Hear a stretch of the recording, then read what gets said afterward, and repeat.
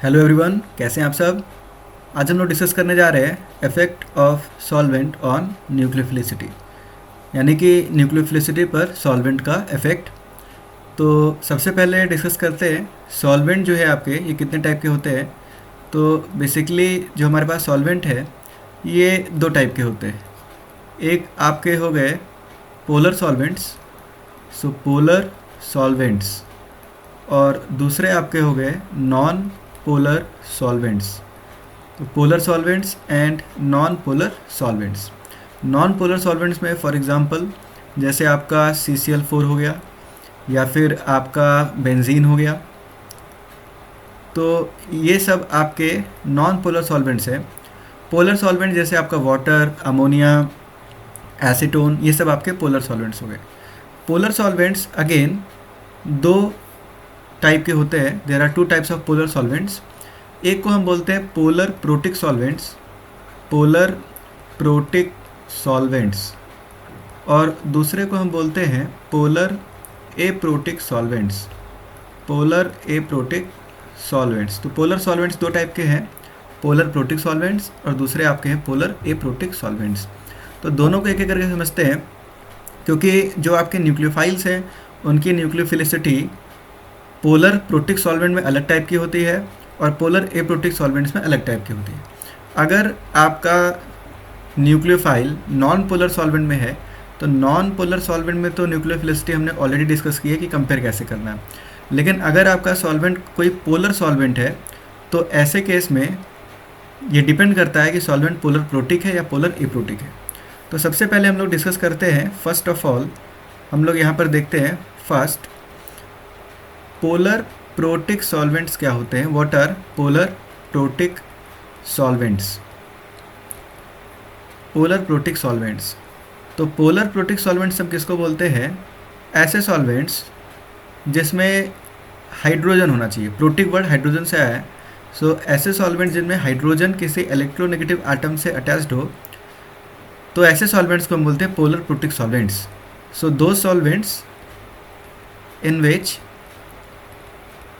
in which hydrogen is directly attached to any electronegative atom, जो electronegative atom से attached हो, for example like oxygen, nitrogen और fluorine. तो इस तरह के इलेक्ट्रोनेगेटिव एटम से अगर हाइड्रोजन डायरेक्टली अटैच्ड है तो ऐसे सॉल्वेंट को हम बोलते हैं polar protic solvent. For example, जैसे एग्जांपल के लिए जैसे आपका H2O, तो H2O एक पोलर प्रोटिक सॉल्वेंट है। NH3 ये भी एक पोलर प्रोटिक सॉल्वेंट है, ठीक है। इसी तरह से आप यहाँ पर CH3COOH भी ले सकते हैं। तो यहाँ भी ये जो हाइड्रोजन है ये ऑक्सीजन से अटैच्ड है। अल्कोहल, तो CH3CH2OH, इथेनॉल भी आपका एक पोलर प्रोटिक सॉल्वेंट है, ETC। होता क्या है कि जब हमारा हाइड्रोजन, ये जो हाइड्रोजन है ये किसी इलेक्ट्रोनेगेटिव एटम से जुड़ा है, जैसे फॉर एग्जांपल ऑक्सीजन, तो ऐसे केस में हाइड्रोजन के ऊपर सफिशिएंट डेल प्लस चार्ज आ जाता है। इस सफिशिएंट डेल प्लस चार्ज के कारण ये न्यूक्लियोफाइल के साथ बॉन्ड बना लेता है। जो आपका न्यूक्लियोफाइल है, तो न्यूक्लियोफाइल के साथ यहाँ पर एक स्ट्रॉन्ग इंट्रैक्शन हमें देखने को मिलता है। ये पोलर प्रोटिक सॉल्वेंट की खास बात होती है। तो पोलर प्रोटिक सॉल्वेंट, रिपीट कर देते हैं, पोलर प्रोटिक सॉल्वेंट में आपका हाइड्रोजन एक इलेक्ट्रोनेगेटिव एटम से अटैच्ड होता है। अब बात करते हैं पोलर एप्रोटिक सॉल्वेंट की। सेकेंड है आपका यहाँ पर पोलर एप्रोटिक सॉल्वेंट। तो पोलर एप्रोटिक सॉल्वेंट किसको बोलते हैं? पोलर एप्रोटिक सॉल्वेंट मतलब कि यहाँ पर हाइड्रोजन तो होगा, हाइड्रोजन हो भी सकता है, नहीं भी हो सकता है, पर हाइड्रोजन किसी इलेक्ट्रोनेगेटिव एटम से अटैच्ड नहीं होना चाहिए। So in this solvent hydrogen is not attached to any electronegative atom like oxygen, nitrogen और फ्लोरीन, ETC। तो हाइड्रोजन इनसे डायरेक्टली अटैच्ड नहीं होना चाहिए, और इस कारण से हाइड्रोजन के ऊपर कोई सफिशिएंट डेल प्लस चार्ज भी यहाँ पर नहीं होता है। So for this reason there is no sufficient fractional positive charge, जिसको हम लोग कई बार डेल्टा प्लस से भी डिनोट करते हैं, ऑन एच एटम पे कोई सफिशिएंट पार्शियल पॉजिटिव चार्ज नहीं होता है। कुछ एग्जांपल अगर इसके हम डिस्कस करें तो इसके कई सारे एग्जांपल्स हैं। जैसे कुछ एग्जांपल डिस्कस करेंगे, जैसे आपका डाई इथाइल ईथर। सो डाई इथाइल ईथर, इसका फॉर्मूला होता है EtO और ET। इसमें अगर मैं आपसे पूछता हूँ कि हाइड्रोजन क्या ऑक्सीजन से डायरेक्टली अटैच्ड है, तो आप बोलेंगे नो, क्योंकि यहाँ पर ऑक्सीजन से हाइड्रोजन जो है वो डायरेक्टली अटैच्ड नहीं है। तो इस तरह के सॉल्वेंट को हम बोलते हैं पोलर एप्रोटिक सॉल्वेंट। इसी तरह से दूसरा एग्जांपल अगर हम देखें, जैसे आपका टेट्राहाइड्रोफ्यूरान है, शॉर्ट में THF बोलते हैं, तो टेट्राहाइड्रोफ्यूरान शॉर्ट में इसको बोलते हैं THF। इसका जो स्ट्रक्चर है वो कुछ इस तरह से होता है। इसमें आपके पास 5 मेंबर की रिंग होती है, जिसमें एक हेटेरो एटम है ऑक्सीजन। तो इसमें भी हाइड्रोजन डायरेक्टली अटैच नहीं है, ये भी आपका एक पोलर एप्रोटिक सॉल्वेंट है। इसी तरह से कुछ और एग्जांपल देखते हैं, जैसे आपका एसीटोनाइट्राइल। तो एसीटोनाइट्राइल जो है आपका, इसका स्ट्रक्चर कुछ इस तरह से है, CH3C ट्रिपल बॉन्ड N। तो यहाँ भी हाइड्रोजन किसी इलेक्ट्रोनेगेटिव एटम से अटैच नहीं है। इसी तरह से सबसे कॉमन एग्जांपल यहाँ पर एक और लेते हैं, जैसे कि आपका यहाँ पर नेक्स्ट एग्जांपल है एसीटोन। फोर्थ यहाँ पर एसीटोन। तो एसीटोन का फॉर्मूला आप सब जानते ही है। एसीटोन जो है इसका फॉर्मूला है CH3C double bond O CH3, इसको हम एसीटोन बोलते हैं। इसी तरह से नेक्स्ट अगर हम बात करें, सबसे कॉमन इसमें एक और यूज़ करते हैं डाईमिथाइल सल्फॉक्साइड। ये सॉल्वेंट आप कई बार आगे चल के भी देखेंगे ऑर्गेनिक में, जो हम बार बार डिस्कस करेंगे। शॉर्ट में इसको हम लिखते हैं DMSO, डाईमिथाइल सल्फॉक्साइड। इसमें क्या होता है, इसका फॉर्मूला आप इस तरह से याद भी रख सकते हैं कि यहाँ पर जो एसीटोन है, जिसमें कि कार्बन हमें दिख रहा है, इसकी जगह हम सल्फ़र को अगर सब्स्टिट्यूट कर दें तो CH3, यहाँ पर मेरे पास S डबल बॉन्ड O और CH3, सल्फ़र के पास एक लोन पे रिप्रेजेंट है, तो इसको हम बोलते हैं डाईमिथाइल सल्फॉक्साइड, शॉर्ट में DMSO बोलते हैं। यहाँ भी हाइड्रोजन किसी इलेक्ट्रोनेगेटिव एटम से डायरेक्टली अटैच्ड नहीं है। नेक्स्ट 6 यहाँ पर डाईमिथाइल एसिटामाइड। तो आपका जो डाईमिथाइल एसिटामाइड है, एसिटामाइड, शॉर्ट में इसको DMA भी लिखते हैं। तो डाईमिथाइल एसिटामाइड अमाइड ग्रुप है, जिसमें 2 मिथाइल ग्रुप लगे हुए हैं, और एसिड मतलब CH3C डबल बॉन्ड हो, यहाँ से ये टर्म आया है। तो अपने पास इस तरह से अमाइड लिंकेज है, तो N यहाँ पर इनवास CH3 और यहाँ भी अपने पास CH3। इसी तरह से नेक्स्ट जो पोलर एप्रोटिक सॉल्वेंट है, जो मैं यहाँ लिख रहा हूँ, आप लोग इसका स्ट्रक्चर गेस करना। इसका नाम है डाईमिथाइल फॉर्म अमाइड। सो डाईमिथाइल फॉर्म अमाइड, शॉर्ट में इसको हम लोग लिखते हैं DMF। तो इसका स्ट्रक्चर किस तरह से होगा, तो यहाँ पर अगर आप देखें डाईमिथाइल, 2 मिथाइल ग्रुप है, फॉर्म अमाइड। तो फॉर्म अमाइड ये टर्म यहाँ से आया HC double bond O N, form amide, 2 methyl group हैं, तो CH3 यहाँ भी अपने पास क्या जाएगा, CH3। तो डाईमिथाइल फॉर्म अमाइड बन जाएगा। इसके बाद नेक्स्ट अगर हम यहाँ पर बात करें, नेक्स्ट है आपका 8, तो इसका नाम है हेक्सामिथाइल फॉस्फोरामाइड।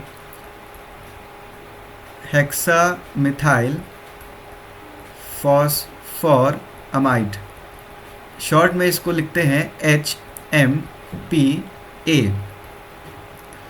तो HMPA में होता क्या है कि यहाँ पर अपने पास फॉस्फोरस है, हेक्सामिथाइल फॉस्फोरामाइड, तो डबल बॉन्ड O, इसमें 3 अमाइड ग्रुप इस तरह से लगे हैं, और तीनों पर CH3 मतलब कि 2 मिथाइल ग्रुप हैं, CH3, यहाँ भी CH3, यहाँ भी आपके पास CH3, ये आपके पास CH3। ये कुछ polar aprotic solvents commonly use करते हैं लैब में, तो इनके नाम हमें याद होने चाहिए। हेक्सामिथाइल फॉस्फोरामाइड, इसी तरह से आपका है हेक्सामिथाइल फॉस्फोट्राइमाइड, हेक्सामिथाइल फॉस्फोट्राइमाइड, इसको शॉर्ट में लिखते हैं HMPT। तो इसका जो स्ट्रक्चर है वो कुछ इस तरह से P डबल, यहाँ पर डबल बॉन्ड O नहीं होता है, तो यहाँ पर अपने पास P लोन पेयर है, तो यहाँ पर आपके पास इस तरह से लोन पेयर है, और यहाँ पर अपने पास N Me2, यहाँ पे आपके पास N Me2, और यहाँ पे अपने पास N Me2, तो इसको बोलते हैं हेक्सामिथाइल फॉस्फोट्राइमाइड। 3 अमाइड ग्रुप लगे इस तरह से, इसका नाम है हेक्सामिथाइल फॉस्फोरामाइड। तो ये कुछ अपने कॉमन पोलर एप्रोटिक सॉल्वेंट्स है। इसी तरह से 10th है crown ethers. Crown ethers, crown ethers जो हैं ये बेसिकली क्या होते हैं, ये आपके मोनोसाइक्लो सिमेट्रिक पॉलीथर्स होते हैं। सो दीज आर मोनोसाइक्लो सिमेट्रिकल या सिमेट्रिक पॉलीईथर्स। इनको हम लोग डिनोट करते हैं एक्स क्राउन वाई से। इसमें आपके पास जो x है, x is number of atoms in ring and y is known as, जो y है यह है number of oxygen atoms. So number of oxygen atoms. अब थोड़ा डिस्कस करते हैं, थोड़ा क्राउन ईथर्स के कुछ एग्जांपल देखते हैं। तो मोनोसाइक्लो यानी एक साइकिल है, सिमेट्रिकल पॉलीथर्स यहाँ पर होते हैं। जैसे इसमें सबसे पहला एग्जांपल है आपका फर्स्ट वन 6 क्राउन 2। तो फर्स्ट वन है आपका 6 क्राउन 2। 6 क्राउन 2 में टोटल एटम 6 होंगे और उसमें से 2 आपके ऑक्सीजन एटम होंगे। तो इसका अगर आप स्ट्रक्चर देखें तो स्ट्रक्चर कुछ इस तरह से बनेगा, यहाँ पर ऑक्सीजन और यहाँ पे अपने पास ऑक्सीजन। तो यहाँ पर टोटल आप देख सकते हैं 6 एटम्स हैं जिसमें से 2 ऑक्सीजन एटम है, तो ये आपका हो जाएगा 6 क्राउन 2। इसी तरह से अगर 3 ऑक्सीजन एटम है तो आपके पास टोटल जो एटम्स होंगे वो हो जाएंगे 9। तो सेकंड एग्जांपल है 9 क्राउन 3। 9 क्राउन 3 में टोटल 3 ऑक्सीजन एटम्स हमारे पास होंगे और इसमें आपके पास टोटल 9 एटम्स प्रेजेंट होंगे। तो ऑक्सीजन ऑक्सीजन, यहाँ भी ऑक्सीजन, हर 2 ऑक्सीजन के बीच में सिमेट्रिकल इस तरह से 2-2 कार्बन हमें अटैच कर देने हैं। तो ये आपका 9 क्राउन 3 हो जाएगा। इसी तरह से आगे अगर हम देखें नेक्स्ट एग्जांपल की तरफ बढ़ते हैं 3। तो 3 जो है ये आपका है 12C4, 12 क्राउन 4। यहाँ पे आपके पास 4 ऑक्सीजन एटम्स हैं।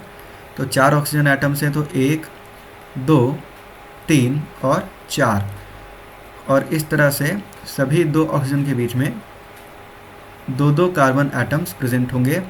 ठीक है, और 2 केस और डिस्कस करेंगे हम लोग, जैसे 4th एंड 5th। तो 4th is 15 crown 5 and 5th is 18 crown 6। तो 18 क्राउन 6। तो पहले बात करते हैं 15 क्राउन 5 की। तो यहाँ पर अपने पास 5 कार्बन एटम्स होंगे, तो 5 ऑक्सीजन एटम होंगे, सॉरी। तो 1 2 3 4 और 5, ठीक। और हर 2 ऑक्सीजन के बीच में इस तरह से 2-2 कार्बन एटम्स प्रेजेंट होंगे। तो यहाँ पर आपके पास 2 कार्बन एटम्स इस तरह से प्रेजेंट होंगे। तो ये आपका 15 क्राउन 5 है और ये आपका 18 क्राउन 6। तो 6 ऑक्सीजन एटम्स हैं और 2-2 एटम्स कार्बन एटम्स हर 2 ऑक्सीजन के बीच में प्रेजेंट होंगे। तो इस तरह से आपको यहाँ पर 18 क्राउन 6 इसका स्ट्रक्चर बन जाएगा। तो ये भी आपका एक पोलर एप्रोटिक सॉल्वेंट है। लैब में जैसे 18 क्राउन 6, 15 क्राउन 5, 6 क्राउन 2, 9 क्राउन 3, ये सब हम जनरली यूज़ करते हैं। क्राउन ईथर्स का एक पर्पज़ ये होता है, इनका यूज़ क्या है, crown ethers can easily trap cations.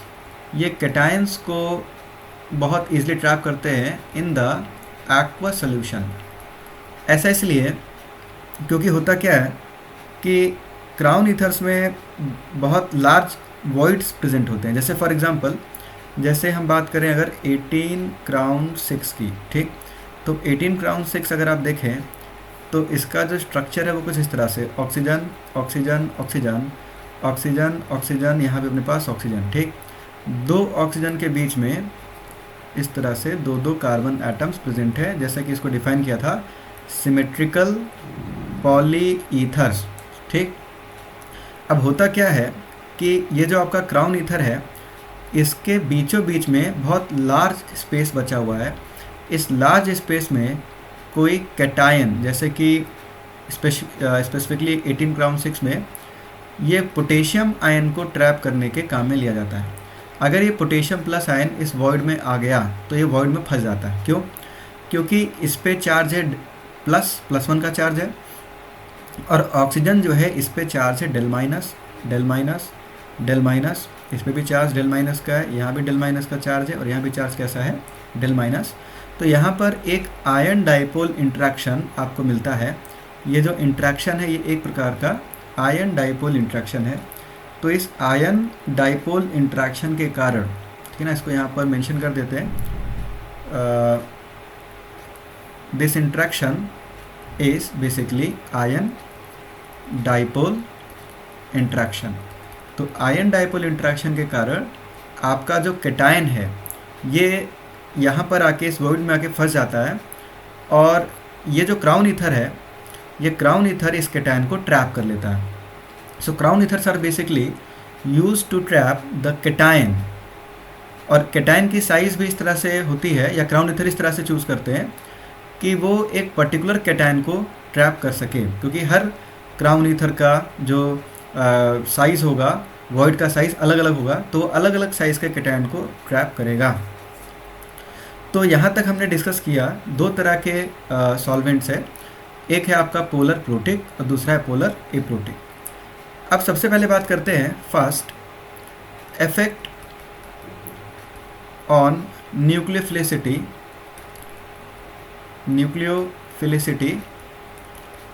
Bye polar protic solvent. सबसे पहले बात करते हैं पोलर प्रोटिक सॉल्वेंट न्यूक्लियोफिलिसिटी को किस तरह से अफेक्ट करता है। तो इसमें होता क्या है, अगर आपका सॉल्वेंट पोलर प्रोटिक सॉल्वेंट है, जैसे वाटर ले सकते हैं आप, ठीक। तो polar protic solvents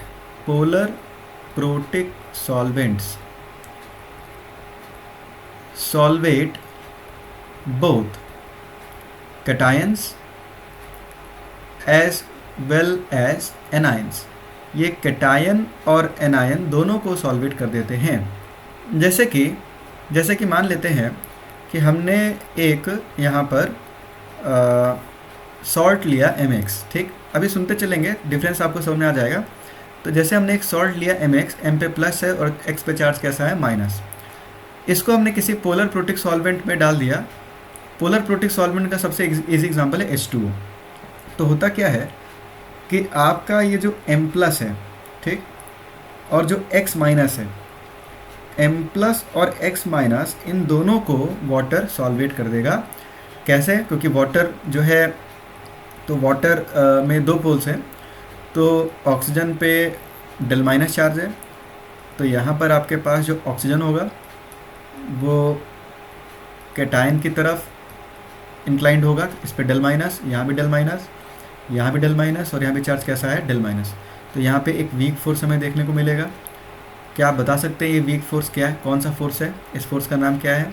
so this force is basically ion dipole interaction, या आयन डाइपोल फोर्स बोल सकते हैं इसको। तो यहाँ पर एक आयन डाइपोल इंट्रैक्शन हो रहा है, आयन और डाइपोल के बीच में एक इंट्रैक्शन हमें मिल रहा है, ठीक। और वाटर के पास हाइड्रोजन भी प्रेजेंट है, और हाइड्रोजन पे सफिशिएंट डेल प्लस चार्ज है, क्योंकि हाइड्रोजन एक इलेक्ट्रोनेगेटिव एटम से अटैच्ड है। तो यहाँ पर अपने पास हाइड्रोजन, यहाँ भी अपने पास हाइड्रोजन, और यहाँ भी अपने पास इस तरह से हाइड्रोजन है, ठीक है। और हाइड्रोजन के ऊपर आप सब क्लियरली देख सकते हैं कि जो हाइड्रोजन है इसके ऊपर एक डेल प्लस चार्ज प्रेजेंट है, इस पर भी डेल प्लस, इस पर भी डेल प्लस, और डेल प्लस जो है ये सफिशिएंटली हाई भी है, क्योंकि ऑक्सीजन एक इलेक्ट्रोनेगेटिव एटम है। तो यहाँ भी हमें एक वीक आयन डाइपोल इंट्रैक्शन मिलेगा, इस तरह से वीक आयन डाइपोल इंट्रैक्शन यहाँ भी आपको मिलेगा। So in polar protic solvent, solvation of both cation and anion exist. Cation और एनायन दोनों का सॉल्वेशन यहाँ पर होता है। अब केटायन से तो हमें कोई लेना देना है नहीं, क्योंकि केटायन तो न्यूक्लियोफाइल की तरह बिहेव करता नहीं है जनरली। आपका जो एनायन है ये ही जनरली बिहेव करता है एज अ न्यूक्लियोफाइल। अब अगर आपका जो एनायन है, smaller the anion, lesser will be the solvation,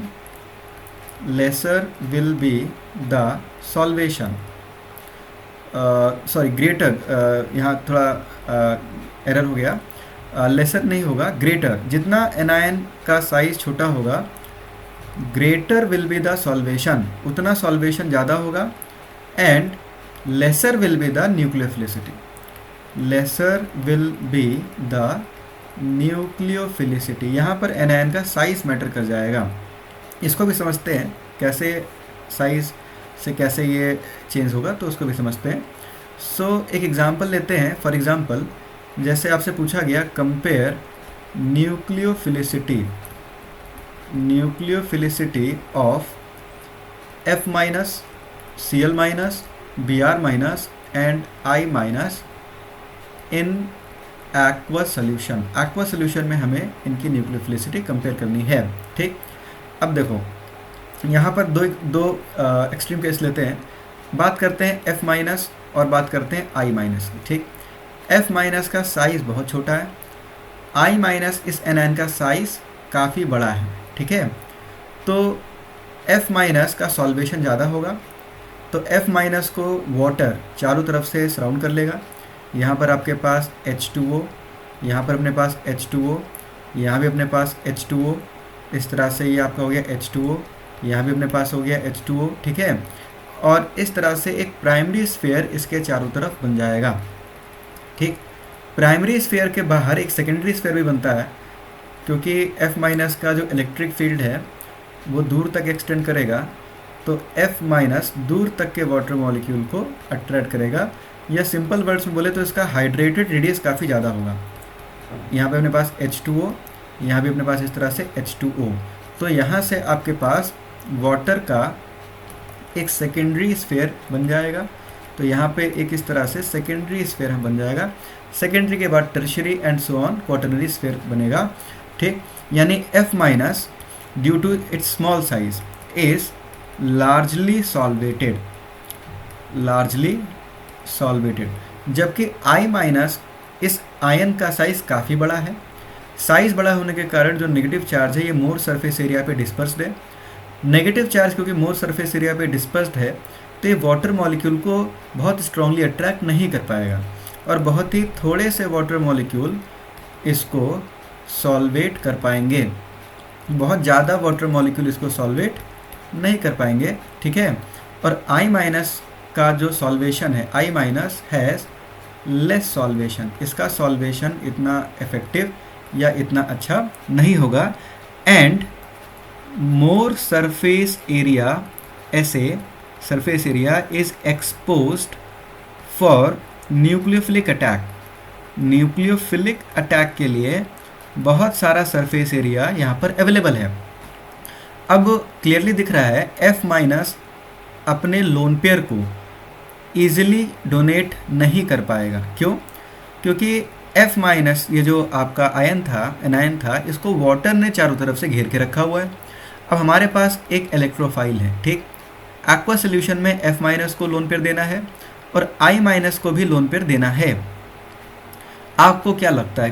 clearly यहाँ पे दिख रहा है F माइनस क्योंकि बहुत ज़्यादा वाटर ने इसको सॉल्वेट कर दिया है, तो ये रैपिडली अटैक नहीं कर पाएगा या इसके अटैक करने की टेंडेंसी कम हो जाएगी। जबकि I माइनस का सरफेस एरिया एक्सपोज्ड है, लार्ज सरफेस एरिया एक्सपोज्ड है, वाटर ने इसको सॉल्वेट नहीं किया हुआ है, तो ये बहुत रैपिडली इस पर अटैक करेगा और अटैक करके कोवेलेंट बॉन्ड बना देगा। तो एक्वा सोल्यूशन में जो न्यूक्लियोफिलिसिटी है वो सबसे ज़्यादा I माइनस की हो जाएगी, I minus aqueous, then Br minus aqueous, then Cl minus aqueous, और सबसे लास्ट में आपके पास आ जाएगा F माइनस एक्वस। ठीक, तो हम बोल सकते हैं कि जितना बिगर साइज़ का एनायन होगा न्यूक्लियोफिलिसिटी कम होगी। जितना स्मॉलर साइज़ का जितना बिगर साइज़ का एनायन होगा न्यूक्लियोफिलिसिटी ज़्यादा होगी। स्मॉलर साइज़ का एनायन होगा तो न्यूक्लियोफिलिसिटी कम होगी क्योंकि उसका सॉल्वेशन ज़्यादा होगा।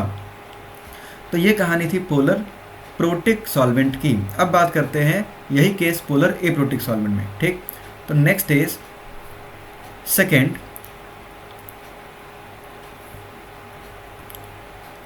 effect on nucleophilicity by polar aprotic solvent। आपके पास अगर कोई पोलर एप्रोटिक सॉल्वेंट है तो वो न्यूक्लियोफिलिसिटी पर किस तरह से अफेक्ट करता है। तो होता क्या है कि जो पोलर एप्रोटिक सॉल्वेंट है वो केवल कैटायन को ही सॉल्वेट करता है, एनायन को वो सॉल्वेट नहीं कर पाता है। यहीं से डिफरेंस हमारे पास आ जाता है। So polar aprotic solvents only solvate the cation and do not solvate anions. ये एनायन को सॉल्वेट नहीं कर पाते हैं। फॉर एग्जांपल, जैसे एक एग्जांपल है समझते हैं। जैसे हमने एक सॉल्ट लिया MX, ठीक, जो प्रीवियस केस में भी हमने लिया था M+ और X-। इसको हमने DMSO के सोल्यूशन में डाल दिया। DMSO का फॉर्मूला भी थोड़ी देर पहले आपको बताया था, CH3S double bond O CH3। इस सॉल्वेंट का नाम है DMSO, डाई मिथाइल सल्फॉक्साइड। इसमें सल्फर पे चार्ज क्लियरली दिख रहा है, इस पे चार्ज डेल्टा प्लस होगा और इस पे चार्ज कैसा होगा, डेल्टा माइनस। ठीक, तो ये भी एक पोलर सॉल्वेंट है लेकिन एप्रोटिक है क्योंकि हाइड्रोजन किसी इलेक्ट्रोनेगेटिव आइटम से नहीं जुड़ा हुआ है। तो होता क्या है, इस सॉल्ट को जब इसमें डालते हैं और इसमें जब ये सॉल्ट डिसोसिएट करता है तो आपका ये जो कैटायनिक पार्ट है M+, ठीक, M+ का सॉल्वेशन हो जाता है। M+ का सॉल्वेशन ईजिली हो जाएगा। इसको थोड़ा सा यहाँ पे बनाते हैं। तो आपके पास ये जो आपका M+ था, M+, ठीक, तो M+ को डाईमिथाइल सल्फॉक्साइड बहुत ईजिली सॉल्वेट कर देता है। कैसे, एक डायग्राम समझते हैं। तो यहाँ पे O डबल बॉन्ड S, यहाँ पे आपके पास CH3, यहाँ भी अपने पास जो है CH3। इसी तरह से हमारे पास O double bond S CH3, यहाँ पर O double bond S CH3, यहाँ भी अपने पास CH3 और O डबल बॉन्ड S, यहाँ भी अपने पास CH3, यहाँ भी आपके पास CH3। अभी हमने देखा कि ऑक्सीजन पे चार्ज कैसा है। तो ऑक्सीजन पे चार्ज डेल माइनस, इस पे भी डेल माइनस, यहाँ भी डेल माइनस और यहाँ भी डेल माइनस। मेटल पे चार्ज कैसा है, plus.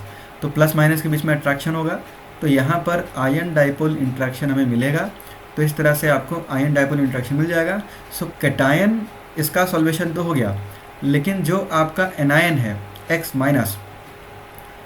Minus is not solvated, इसका सॉल्वेशन नहीं होता है, इट इज़ नॉट सॉल्वेटेड। ठीक, यानी X माइनस फ्री है सोल्यूशन में।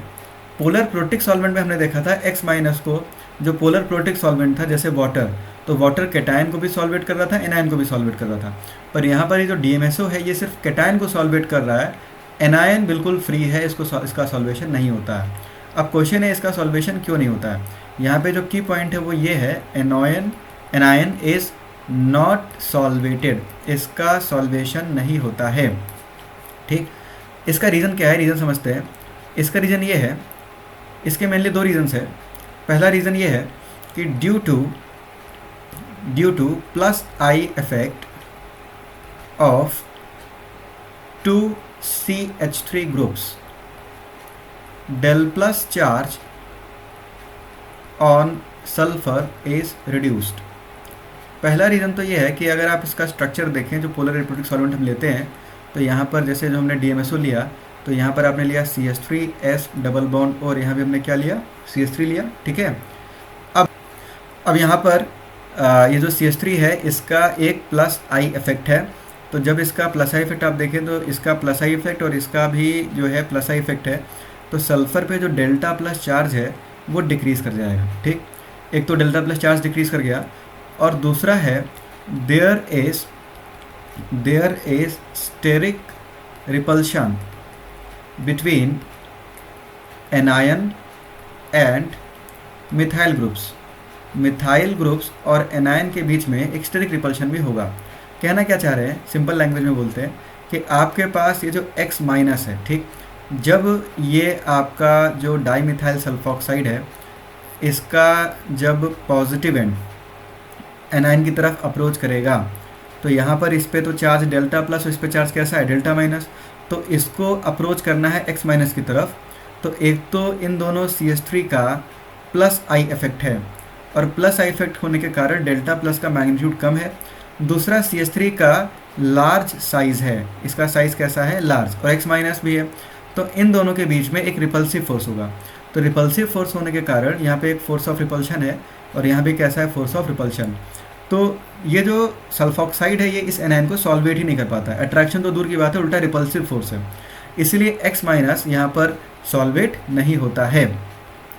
अब अगर यहाँ पर सॉल्वेशन ही नहीं हो रहा है और मैं अगर आपसे पूछ रहा हूँ कंपेयर द न्यूक्लियोफिलिसिटी, यहाँ पर हमें न्यूक्लियोफिलिसिटी कंपेयर करना है, तो कंपेयर द न्यूक्लियोफिलिसिटी हमें कंपेयर करना है F minus, Cl minus, Br minus और I माइनस में, ठीक।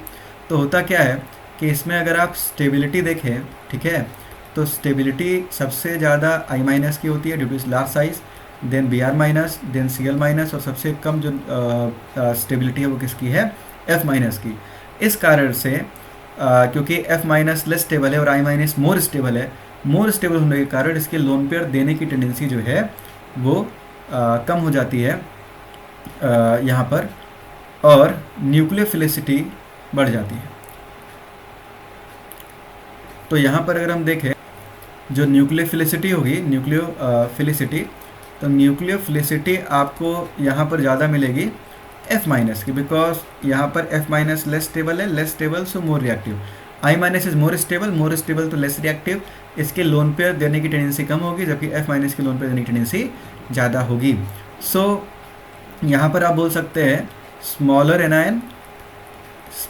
एनायन मोर न्यूक्लियोफिलिसिटी, तो उसकी न्यूक्लियोफिलिसिटी ज़्यादा, जबकि पोलर प्रोटिक सॉल्वेंट में आपका इसका रिवर्स था, ठीक। तो आज हमने डिस्कस किया effect of solvent on nucleophilicity. तो आज के लेक्चर को यहीं पे ख़त्म करते हैं, अभी के लिए इतना ही। Thank you.